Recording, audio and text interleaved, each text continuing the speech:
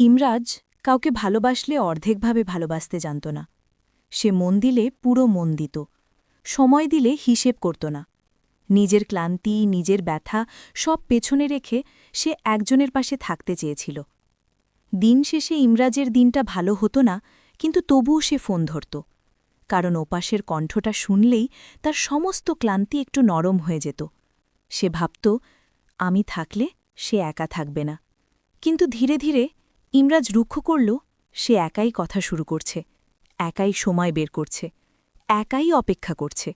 ওপাশ থেকে আসতে শুরু করল ছোট ছোট অবহেলা, যেগুলো কাউকে মারাত্মক লাগে না, কিন্তু প্রতিদিন একটু একটু করে একটা মন ভেঙে দেয়। সময় নেই, মন নেই, কথা বলার আগ্রহ নেই। মুখে কিছু বলা হয় না, কিন্তু নীরবতা চিৎকার করে বলে, আমি আর তোমার মতো করে চাই না। আর ইমরাজ তখন নিজের ভেতরে ভেঙে পড়ে। সে নিজেকে জিজ্ঞেস করে, আমি কি যথেষ্ট ছিলাম না? আর একটু কম চাইলে কি সে থাকত? ভালোবাসাটাই কি আমার ভুল? কিন্তু সত্যটা খুব নিষ্ঠুর। ভালোবাসা তার ভুল ছিল না। ভুল ছিল এমন একজনকে ভালোবাসা, যে ভালোবাসা ধরে রাখতে জানত না। ইমরাজ কাউকে আটকাতে চায়নি, সে শুধু চেয়েছিল একটু স্পষ্টতা, একটু সাহস, একটা সত্য কথা। কিন্তু সে পেল নীরবতা। আর নীরবতা কখনো নিরীহ না। নীরবতা হল সেই উত্তর যেটা কেউ মুখে বলতে সাহস পায় না। একদিন ইমরাজ বুঝল, যে মানুষটা তাকে প্রতিদিন নিজের দাম নিয়ে সন্দেহ করায়, সে ভালোবাসা না, সে ধীরে ধীরে হারিয়ে যাওয়া একটা ক্ষত। ইমরাজ তখন নিজেকে বেছে নিল।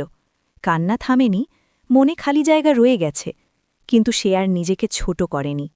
কারণ ইমরাজ শিখে গেছে, ভালোবাসা ভিক্ষা না, যে ভালোবাসা চাওয়াতে হয় সেটা ভালোবাসা না। আর একদিন ইমরাজ এমন একজনের মুখোমুখি হবে, যে তার নীরবতাও বুঝবে, যে তার ব্যস্ততার মাঝেও তার জন্য সময় বানাবে। সেই দিন ইমরাজ বুঝবে, ভালোবাসা দেরি করে আসতে পারে, কিন্তু ভুল জায়গায় আটকে থাকে না। এই গল্পটা কষ্টের, কিন্তু শেষটা আশার, কারণ ইমরাজ এখনও ভালোবাসতে পারে। আর এটাই সবচেয়ে বড় শক্তি। কিন্তু শক্ত হওয়া মানে এই না যে তার আর কষ্ট লাগে না।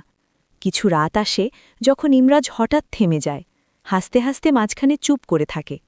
কারণ কোনো একটা গান, কোনো একটা সময়, কোনো একটা শব্দ হঠাৎ করে পুরনো স্মৃতিটাকে টেনে আনে।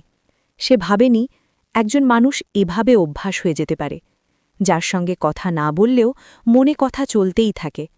ইমরাজ জানত সে আর ফিরবে না, তবুও মনটা মাঝে মাঝে প্রশ্ন করে, যদি আরেকটু চেষ্টা করতাম, যদি আরেকটু কম চাইতাম। কিন্তু প্রতিটা প্রশ্নের শেষে একটাই সত্য দাঁড়িয়ে থাকে, ভালোবাসা কমালে সম্পর্ক টেকে না, ভালোবাসা দুই দিক থেকে এলে তবেই টেকে। ইমরাজ ধীরে ধীরে নিজের ভাঙা জায়গাগুলো চিনতে শেখে। যেখানে সে নিজেকে হারিয়েছিল, সেখানেই সে আবার নিজেকে খুঁজে পায়।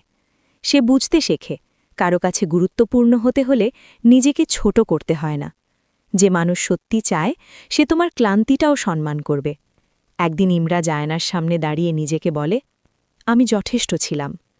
এই কথাটা বলতে তার অনেক সময় লেগেছে, আর যখন সে বলেছে, তার বুকটা হালকা হয়েছে। আর ঠিক তখনই তার ভেতরে একটা নতুন জায়গা তৈরি হয়, যেখানে ভয় নেই, অপেক্ষা নেই, শুধু শান্তি। সেই জায়গায় একদিন কেউ আসবে, হঠাৎ না, জোর করে না, স্বাভাবিকভাবে।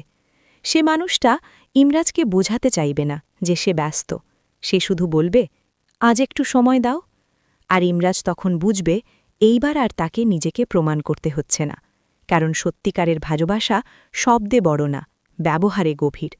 আর ইমরাজের গল্প সেখান থেকেই আসল অর্থে শুরু হবে।